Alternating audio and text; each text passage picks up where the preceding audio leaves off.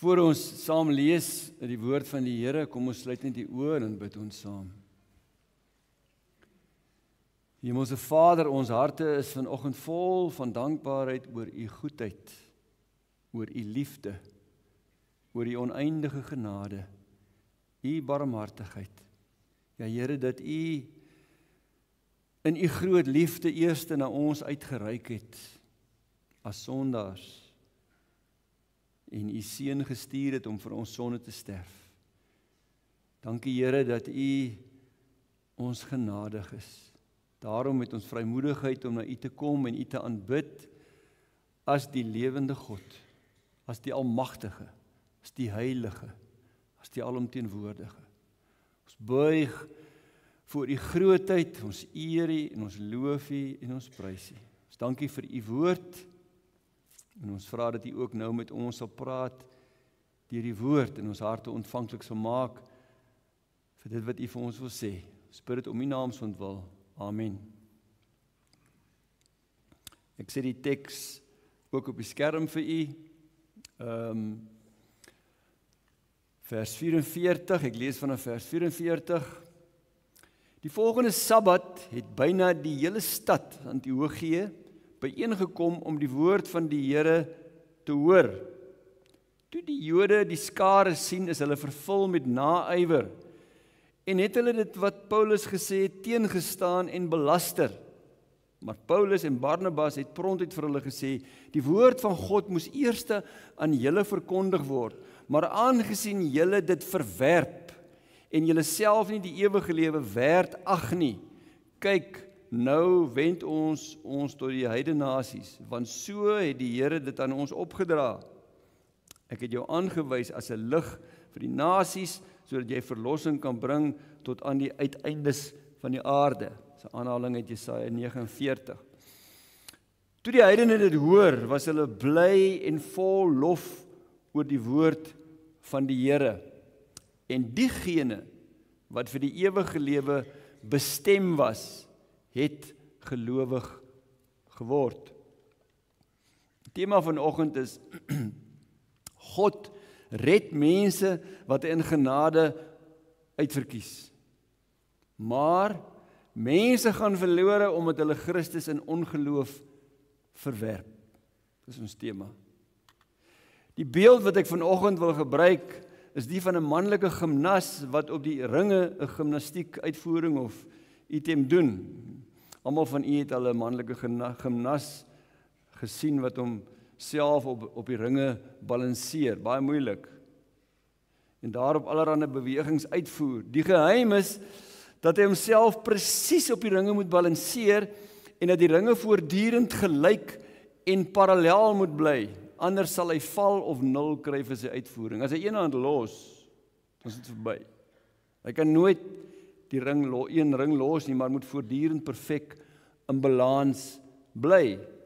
Nou so is daar in die Bybel parallelle waarhede in die skrif waarin jy voortdurend in balans moet vashou.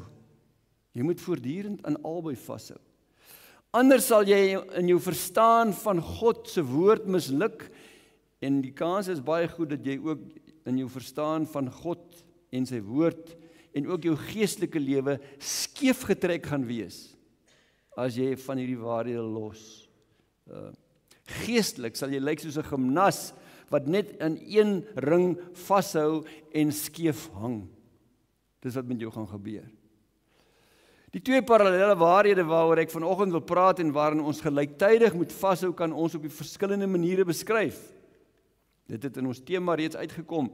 God se soewereiniteit. Soewereiniteit is 'n baie groot woord, dis God se vrymag en almag wat alles laat gebeur volgens sy wil. En die hele Bybel is vol daarvoor, van Genesis af tot in Openbaring. En die parallelle waarde is die mens se persoonlike verantwoordelikheid. Jy sou kon sê God se uitverkiesing aan die een kant en mense se verwerping deur ongeloof aan die ander kant. Jy sou kon sê God se uitverkiesende genade in teenstelling sondaar se geloof of dan ook ongeloof. In ons tema het ek dit soos volg geformuleer. God red mense wat hy in genade uitverkies, maar mense gaan verlore omdat hulle Christus in ongeloof verwerp. Nou die rede vir die tema en die onderwerp is as inleiding op Romeine 8 vers 28, wat ons reeds begin het by, wat gaan tot by Romeine 11 vers 1 tot 11 vers 33. Want in die volgende Sondag gaan ons by hierdie hoofstukke stil staan en gaan ons voortdurend lees van ons redding wat berus op God se uitverkiesende genade in Christus, maar ons gaan ook lees van ons persoonlike verantwoordelikheid wat jy het om in die Here Jesus te glo. En daarom is dit belangrik dat jy duidelikheid en klaarheid sal kry oor hierdie parallelle skrifwaarhede en hoe jy dit moet verstaan. En kom ons kyk net vlugtig na die Romeinebrief om te sien hoe die parallelle waarheid van God se uitverkiesing aan die een kant en die mense persoonlike geloofskeuse beide daarin voorkom. Nou in Romeine 8 vers 29 tot 30, waaroor my volgende boodskap sal gaan, lees ons die volgende wat bekend staan as die onbreekbare ketting van geloof of verlossing. En daar skryf Paulus en hy sê, die wat God lank tevore verkies het hy ook bestem om gelykvormig te wees in die beeld van sy seun. En die wat hy bestem het hy ook geroep. En die wat hy geroep het hy vrygespreek. En die wat hy vrygespreek het hy ook verheerlik. Dit beskryf duidelik dat God se genadige uitverkiesing die diepste grond van jou verlossing is. Dat God jou red, omdat hy in sy genade jou uitverkies het. As jy 'n kind van die Here is en jy glo nie in die uitverkiesing nie, jy glo nie in die uitverkiesing nie, verander dit niks daaraan dat God jou gekies het nie. Wat jy daaroor glo, verander nie wat God doen en nie doen nie. Wanneer Paulus nou by Romeine 10 kom, hierdie is baie duidelik in Romeine 8 en 9 en 11, maar wanneer hy by Romeine 10 kom, skryf hy oor die evangelie wat na alle volke moet uitgaan. En dan word die persoonlike verantwoordelikheid om in die Here Jesus te glo ondubbelsinnig gestel. Romeine 10, 9 en 11 sê Paulus, want as jy met jou mond bely dat Jesus die Here is en jy glo met jou hart dat God hom uit die dood opgewek het, sal jy verlos word. Dis 'n oop uitnodiging. Die skrif sê tog, elkeen wat in hom glo sal nie beskaam staan nie. Die vrye aanbod van die evangelie. So die wat in die Here Jesus glo, sal nie beskaam staan en teleurgestel word nie. En dit geld vir alle mense, Griek, Jood en heiden. Nou by baie mense is daar nou baie vrae waarmee hulle worstel en dis hoekom mense nie oor preek of praat nie. Party mense sal sê, as ek nie uitverkies is nie, dan help dit tog nie, ek probeer glo nie. As God my nie gekies het nie, dan help dit nie, ek glo nie. Anders sal sê, as ek nie glo nie, dan is dit nie my skuld nie, want God het my nie uitverkies nie. So sal party mense sê.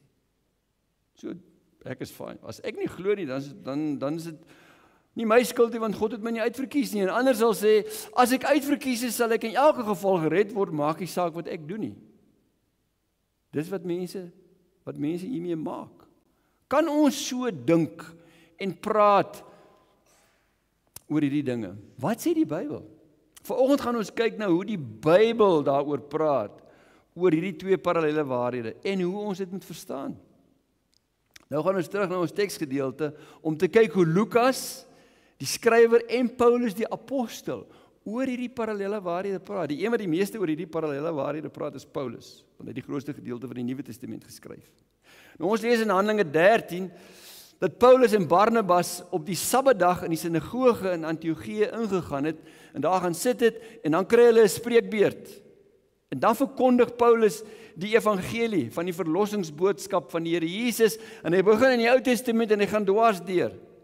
En hy sluit dan die boodskap in vers 38 en 39 en sê, julle moet dus weet broers dat dit deur hierdie man Jesus is dat die vergewing van sondes aan julle verkondig word en dat elkeen wat glo deur hom geregverdig word. So verkondig Paulus dan die evangelie aan hulle.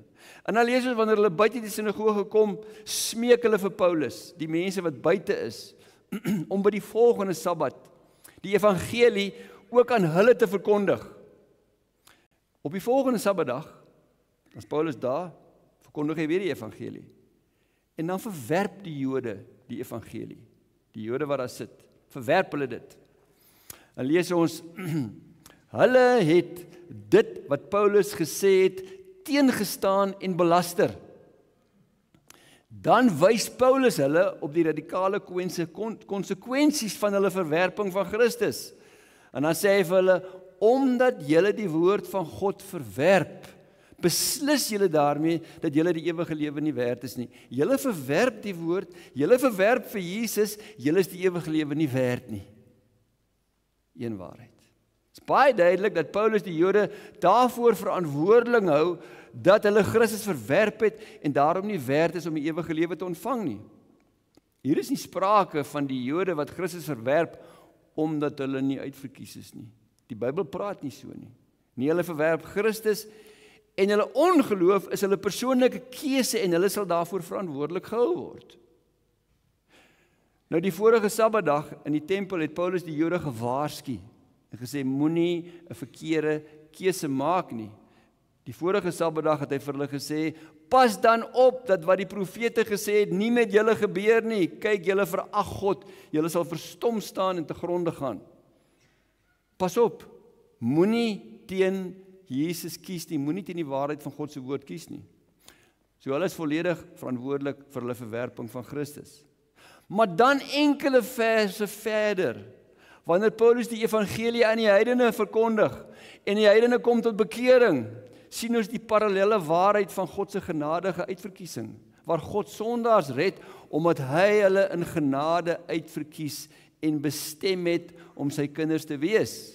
Ons lees daar vers 48, toe die heidene dit hoor, was hulle bly en vol lof oor die woord van die Here. Toe hulle dit hoor, toe vat hulle dit.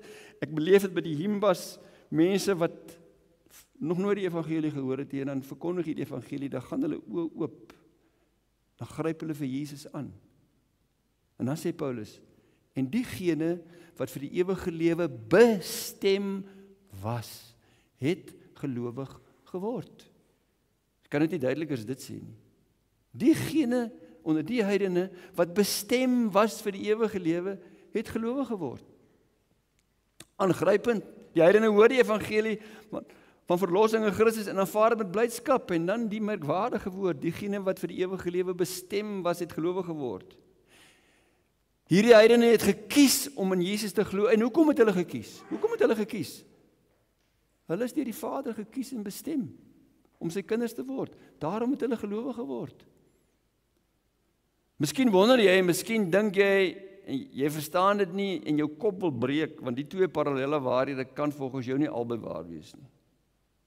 God kan nie tegelykertyd ongelowiges verantwoordelik hou vir hulle geloofskeuse, maar aan die ander kant mense kies en bestem en onweerstaanbaar roep om tot geloof te kom nie. Dit kan tog nie albei waar wees nie. Nou voordat ons kyk na hoe ons dit moet verstaan, kom ons kyk na hoe die Here Jesus hierdie parallelle waarhede vir sy disippels en die Jode geleer en verkondig het. Nou, die Bybel is vol daarvan. Ek gaan maar net enkele voorbeelde vir julle uitlig.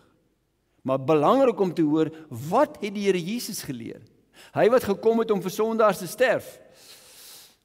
Interessant, waar die Here Jesus hierdie twee waarhede leer, kom hulle as te ware langs mekaar.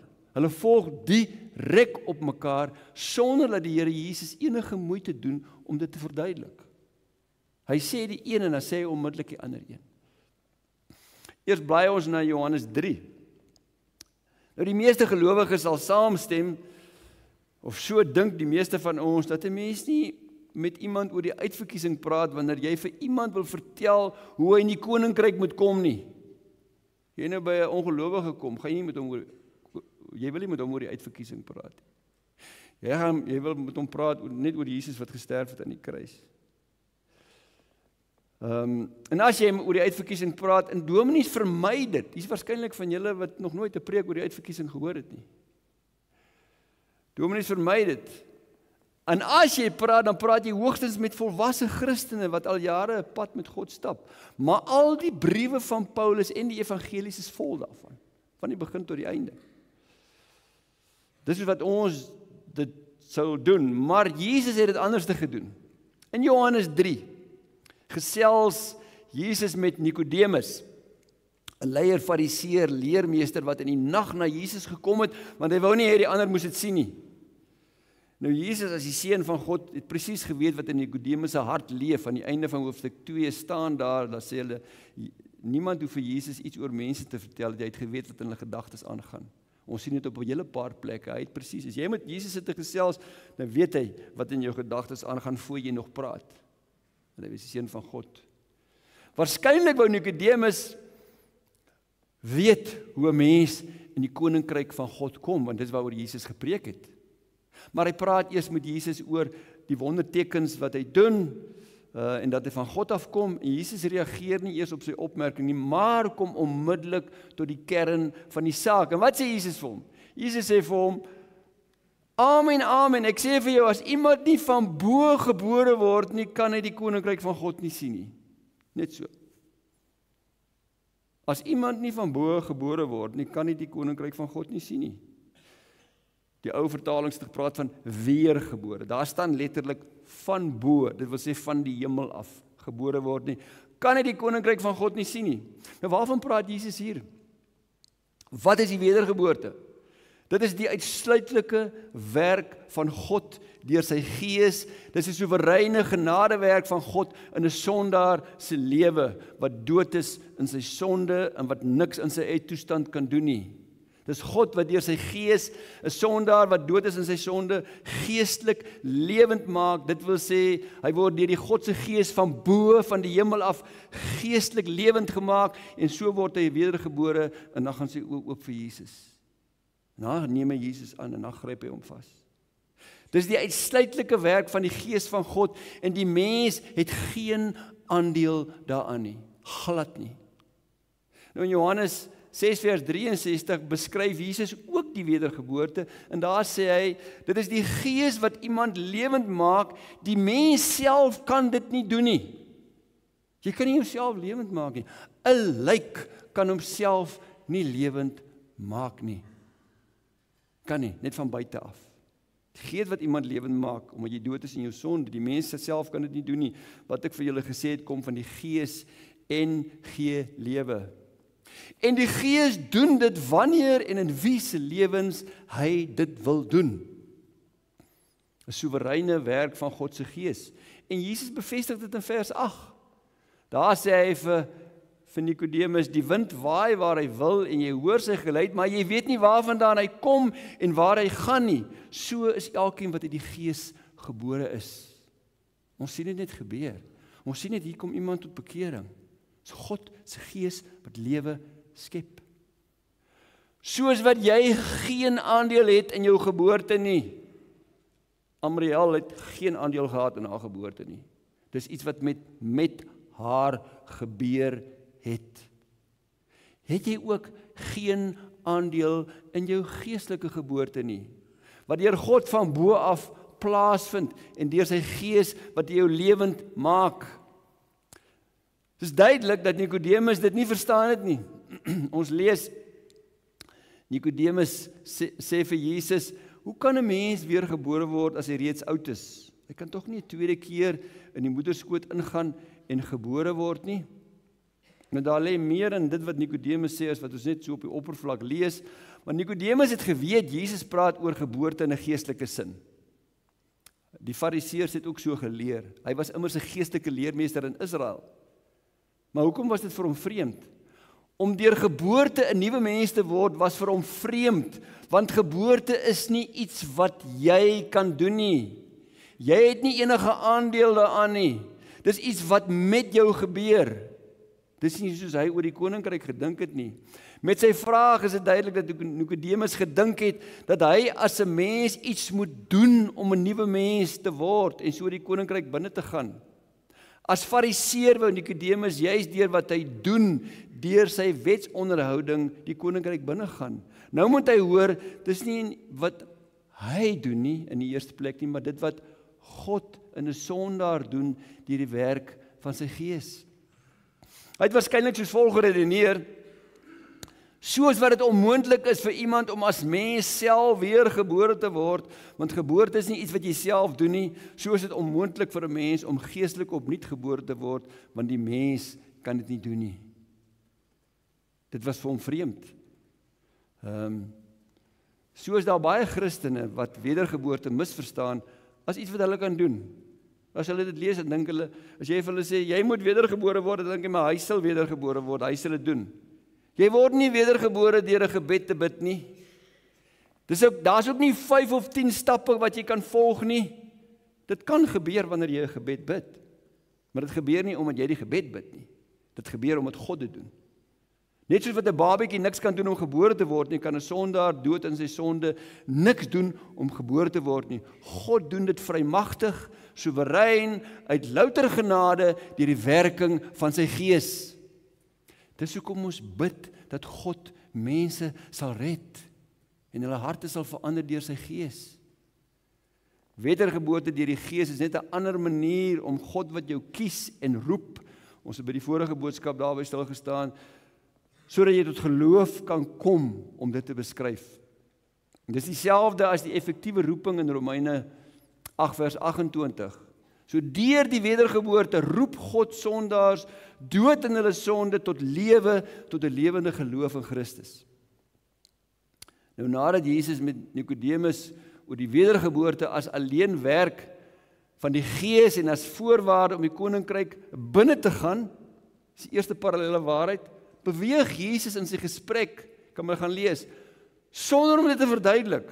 Hy skuif net oor, en dan gebruik hy die slang as wat Moses gemaak het in die woestyn, toe die slange die Israeliete gepik het, en toe Moses die koperslang gemaak en het opgelig, en die wat gekyk het na die slang, het gesond geraak. Beweeg hy in sy gesprek oor na sondaars se verantwoordelikheid om in Jesus te glo, om gered te word, en die ewige lewe te ontvang, die koninkryk binne te gaan, die tweede parallelle waarheid.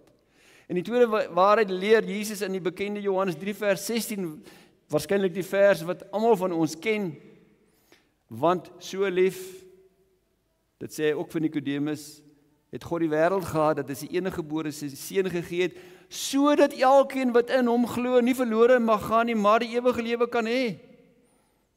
En dan spel Jesus die persoonlike verantwoordelikheid uit in vers 18 en dan sê hy, wie in hom glo, word nie veroordeel nie. Wie nie glo nie, is reeds veroordeel, omdat hy nie in die enigste seun van God glo nie. Persoonlike verantwoordelikheid. As jy nie glo nie, is jy veroordeel. Sien nie die probleem vir ons menslike logika. Wie nie in die enigste seun van God glo nie, word veroordeel. Die onmiddellike vraag by baie is dan, hoe kan hulle veroordeel word as hulle nie glo nie? Want as God nie die wedergeboorte werk nie, kan hulle mos nie glo nie. Dis ons logika. Dis menslike logika. Dis hier waar ons koppies klein raak, en al dink jy tot die rook draai, jy gaan van jou verstand afraak. Jy gaan nie hierdie dilemma opgelos kry nie. Maar dis egter nie net in Johannes 3 waar Jesus die waarheid van God se soewereine, genadige uitverkiesing en die wedergeboorte parallel stel met 'n sondaar se persoonlike verantwoordelikheid om in die Here Jesus te glo nie. Hy stel beide aan die orde. Hy doen dit op 'n paar plekke. Hy het dit keer op keer gedoen. In Johannes 6 vers 37 tot 6 vers 36 tot 37 is Jesus in gesprek met die Jode. Dan sê hy vir hulle, maar ek het vir julle gesê, julle het my gesien en tog glo julle nie. En in nie die volgende sin, elkeen wat die Vader vir my gee, sal na my toe kom en ek sal die een wat na my toe kom nooit verstoot nie. Dis in 2 verse. Wat sê, kom ons breek dit op. Maar ek het vir julle gesê, julle het my gesien, my as die seun van God, en tog glo julle nie. Persoonlike verantwoordelikheid. En hulle staan veroordeel voor God, omdat hulle hom gesien het, en het gelees het, en sy wonderwerke gesien het, hulle sien dis die seun van God, hulle glo nie. Hulle is verantwoordelik. En dan sê Jesus, net na dit, elkeen wat die Vader vir my gee, sal na my kom. Elkeen wat die Vader vir my gee. Hoe gee die Vader? Hoe gee die Vader jou vir Jesus? Hy verander jou hart deur sy Gees, hy werk die wedergeboorte, dan gee jy, en dan gaan jy na Jesus. En jy gaan nie gaan, as die Vader jou nie gegee het nie. Sal na my toe kom. God se verkiesende genade en roeping. En net daarna dan gee Jesus weer die algemene uitnodiging. En ek sal die een wat na my toe kom nooit verstoot nie. Ek sal die een wat na my toe kom nooit verstoot nie. Dit sê Jesus in 3 sinne net na mekaar. Hier is Jesus se oop uitnodiging aan almal gerig om na hom te kom en te glo. Die oënskynlike teenstrydigheid is duidelik. Hoe kan hulle na Jesus kom en glo as hulle nie deur die Vader gegee is nie? In Johannes 6 vers 39 en 40 leer Jesus die 2 parallelle waarhede weer direk na mekaar. Vers 39. En dit is die wil van hom, dis my Vader, wat my gestuur het, dat ek van almal wat hy my gegee het, nie 'n enkele een verlore sal laat gaan nie, maar hulle op die laaste dag sal opwek. Jesus sê, van almal wat die Vader vir my gee, deur die wedergeboorte, sal ek nie een verlore laat gaan nie. Op grond van sy uitverkiesende genade gee die Vader sondaars aan die Seun wat vir hulle gesterf het, deur die wedergeboorte en die roeping, en nie een van hulle sal verlore gaan nie. En dan in vers 40 volg die parallelle waarheid, die uitnodiging om te glo. Want dis die wil van my Vader, dat elkeen wat die Seun sien en in hom glo, die ewige lewe sal hê, en ek sal elkeen van hulle op die laaste dag laat opstaan. Jesus bevestig sondaars se persoonlike verantwoordelikheid, dat diegene wat in Jesus glo, die ewige lewe sal hê. En ek wil net nog een voorbeeld noem in Johannes 5, ek sou nog vele voorbeelde vir u kan noem. Die laaste voorbeeld ek wil noem is, is Johannes 5, vers 21. Daar sê Jesus, want soos die Vader die dooies opwek en lewend maak, so maak die Seun ook lewend wie hy wil. Nou Jesus praat nie van Lazarus wat die dood opgewek het nie. Hy praat hier van geestelik lewend. Die Seun maak lewend wie hy wil. En in Johannes 5 gaan dit oor die Vader wat die Seun volmag gee. En Jesus maak lewend wie hy wil. Die lewend maak hier dui dat Jesus soos die Vader volmag het om sondaars dood in hulle sonde geestelik lewend te maak deur die Gees. Want dit is drie enige God, deur die werking van die Gees. Maar dan in vers 39 tot 40 en 46 verwyd Jesus die Jode vir hulle ongeloof. Dan sê hy vir hulle in vers 39, paar verse verder, julle ondersoek die skrifte, omdat julle dink dat die ewige lewe daarin te vind is. En dan sê hy, en dit is juis hulle wat oor my getuig, dis juis die Ou Testament, Moses, wat oor my getuig, maar julle wil nie na my kom, sodat julle die lewe kan hê nie, sê Jesus vir hulle. As julle Moses geglo het, sou julle my geglo het, en hy het tog oor my geskryf, eerste 5 boeke, Moses. Julle wil nie na my kom, sodat julle die lewe kan hê nie. Die vraag is ook hier, hoe kan Jesus die Jode verwyd, dat hulle nie na hom kom nie, en nie hom glo nie, terwyl hy is die Seun van God, die mag het, om sondaars lewend te maak, wie hy wil, en tot geloof te bring. So ons sien, Jesus beweeg van die een waarheid, na die ander waarheid, sonder om dit te verduidelik. Ek het nou maar net vir u drie plekkies gewys, waar Jesus dit doen. Om ons slotsom oor die 2 parallelle waarhede saam te vat, bring ons weer by ons tema. God roep, red mense wat hy in sy genade uitverkies, deur die werking van sy Gees. Sondaars se redding is 100% te danke aan God se genadige uitverkiesing. Maar teenoor dit, mense word opgeroep om te glo en gaan verlore omdat hulle Christus in ongeloof verwerp en sondaars word 100% verantwoordelik gehou vir hulle ongeloof, as hulle nie glo nie. Nou is die vraag, hoe moet ons die 2 parallelle waarhede, wat oral in die skrif langs mekaar voorkom, verstaan? Die vraag het al menige teoloog en gelowige laat wakker lê. As God 'n sondaar nie uitverkies het nie, hoe kan die sondaar daarvoor verantwoordelik gehou word, dat hy nie glo nie? Dis die menslike logika wat hier inskop. Die oomblik as ek daardie vraag vra, dan hou ek nie meer vas aan al 2 waarhede nie. Dan sê jy, maar dis logies inkonsekwent. Jou logika, jou verstand. Hou ook nie meer vas aan al twee die waarhede wat die skrif duidelik verkondig nie. Dit word in die hele Bybel verkondig. Geliefdes, baie predikante, teoloë, skrywers en ander begaafde mense het al probeer om die twee parallelle waarhede met mekaar te versoen. Hulle wil by mekaar uitbring. Hulle wil hulle harmoniseer. Maar dis nie moontlik nie. Die oomblik as mense hierdie twee waarhede by mekaar wil uitbring, dan werk dit nie. Of jy glo net die een waarheid, dat sondaars se uiteindelike verlossing net afhang van hulle geloof in Jesus, dan raak die evangelie soos 'n boksie Smarties wat ek uitdeel en sê, kom vat, die wat wil hê kan vat, en dan hang dit af van vir my wat vir jou oortuig om die Smarties te vat, en dit hang van jou af wat die Smarties kom vat. Dan verskraal ek die evangelie so. En dan sê ek, maar God se uitverkiesende genade speel nie 'n rol nie. Of jy glo God kies wie en wanneer hy wil, en wat jy glo gaan geen verskil maak nie. Dis wanneer ek dit probeer versoen, by mekaar bring, of ek los die een, of ek vat die ander ene. Gewoonlik as jy die twee waarhede met mekaar probeer versoen en harmoniseer, dan vernietig jy of die een of die ander, of gewoonlik albei. Ons kan nie die waarheid van God se woord verander nie. Ons kan nie daarmee Peter of torring totdat dit vir ons menslike logika sin maak nie. En wat ek eintlik vanoggend vir u wil sê, maak vrede daarmee dat jy dit nie kan verstaan nie.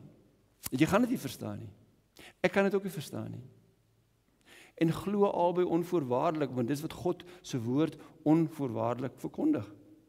Vir jou verstand en jou menslike logika kan dit na 'n teenstrydigheid en probleem lyk. Maar weet verseker, dis nie vir God 'n probleem nie.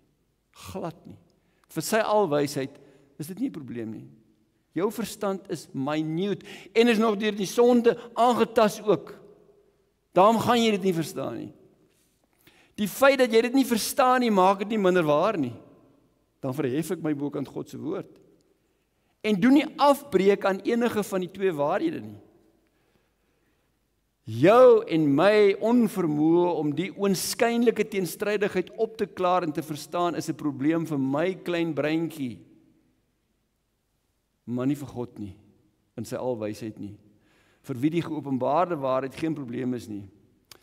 Dink jy vir een oomblik, Jesus en Paulus en Lukas en Johannes het nie hierdie oënskynlike paradoks raak geskryf nie. Lukas het dit dan geskryf. Paulus het dit gepreek. Johannes skryf Jesus se woorde neer. Dink jy hulle wat die Bybel geskryf het nie hierdie oënskynlike paradoks raak gesien nie? Verseker het hulle dit raak gesien. Maar vir hulle was dit geen probleem nie. Hoekom nie? Want albei waarhede is deel van die openbaring van God se ingespireerde woord. Daarom verkondig hulle albei waarhede as God se woord en dit is 'n geheimenis. Albei waarhede is waar. Dit maak dit nog soveel te meer God se woord. Sondaars word gered omdat God hulle in genade uitverkies en sondaars gaan verlore omdat hulle in ongeloof Jesus en die woord verwerp. Nou die twee waarhede, kom ek in kort, uitverkiesing en ongeloof, sal altyd parallel bly.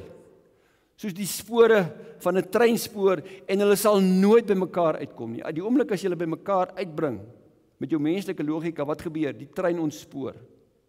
Die trein van God se woord gaan ontspoor die oomblik as jy hulle by mekaar bring, want dan is jy met dwaalleer besig.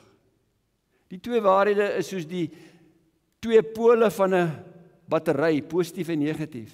Probeer hulle versoen. Bring die battery se pole by mekaar. Wat gebeur?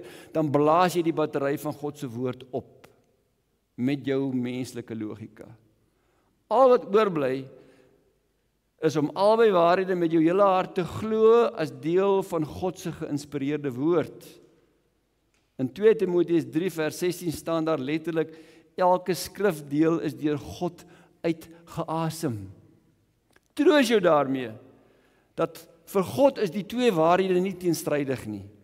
En in die hemel sal daar ook nie geen teenstrydigheid wees nie, want daar gaan ons van aangesig tot aangesig sien en dan sal ons dit verstaan.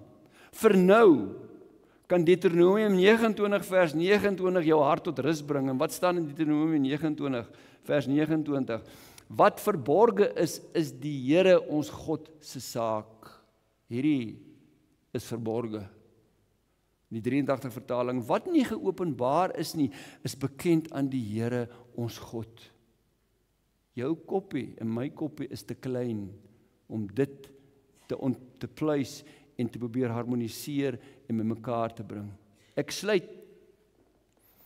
Die waarheid dat jou redding 100% van God se uitverkiesende genade afhanklik is, en dit skryf Paulus oor en oor en oor, sal jou aanspoor om die Here met 'n ewige dankbaarheid te aanbid en te dien.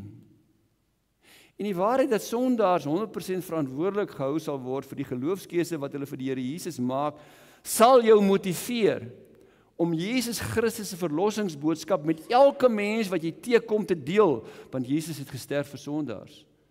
Paulus, wat die meeste oor die uitverkiesing gepraat het, sal sê, hy het vir almal alles geword om die evangelie met hulle te deel, sodat sommige gered kan word. En dan sê hy, wee my as ek die evangelie nie verkondig nie, want dis die boodskap waardeur God sondaars red. Daarom die Here Jesus se opdrag in Markus voor sy hemelvaart, en daarmee sluit ek. Gaan die hele wêreld in en verkondig die evangelie aan die hele mensdom. Wie tot geloof gekom het, sal verlos word, maar wie nie tot geloof gekom het nie, sal veroordeel word. Amen. Kom ons bid saam. Hemelse Vader, Here, ons aanbid U vir U grootheid, vir U wysheid, ons aanbid U vir U woord, U geopenbaarde woord, wat as ons dit wegvat, dan is ons in die donker, dan is ons in die duister. Help vir ons, Here, om aan U woord, aan U hele woord vas te hou, as U geïnspireerde woord van God. Ja, Here, en help vir ons dat U genade in ons lewens, U wat dood was en ons sonde lewend gemaak het deur die Gees, dat ons vir U net met dankbaarheid sal dien, dat U ons gekies het om aan U te behoort. Ja, Here, en vul ons met U Gees, met 'n passie en 'n ywer om die Here Jesus met mense te deel wat verlore is. Want net U kan hulle red. Net U kan mense se harte verander. Net U kan hulle oë oopmaak om by Christus uit te kom. Wees U vir ons genadig en hou ons getrou aan U. Ons bid dit om U naam se ontwil. Amen. Ons gee nou geleentheid vir die dankoffers en die musiekgroep gaan vir ons 'n bedieningslied ook sing in die tyd.